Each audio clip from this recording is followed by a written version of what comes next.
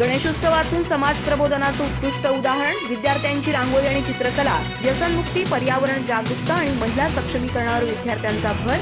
गौराईच्या आगमनात हळदी कुंकू कार्यक्रमानं महिलांचा सन्मान.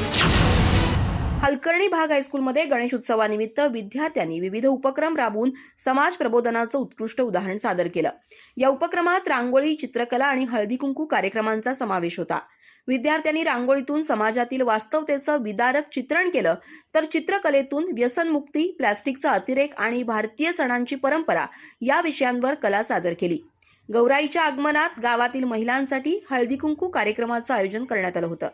यामध्ये विद्यार्थिनींनी देशभक्ती, महिला सक्षमीकरण आणि गणेश गौरी गीतांवर नृत्याविष्कार सादर केला, ज्यामुळे उपस्थित महिलांनी याचा आनंद घेतला.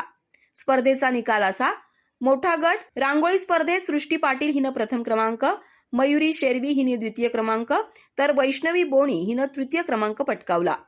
चित्रकला स्पर्धेत यासीन सय्यद यानं प्रथम, रोशनी देसाई हिनं द्वितीय आणि वैष्णवी बोणी हिनं तृतीय क्रमांक मिळवला.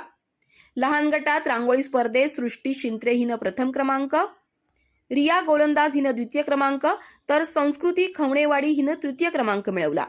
चित्रकला स्पर्धेत हारिस यमकनमर्डी यानं प्रथम, तन्वी मेहत्री हिनं द्वितीय, तर आराध्या जांगनुरे हिनं तृतीय क्रमांक मिळवला.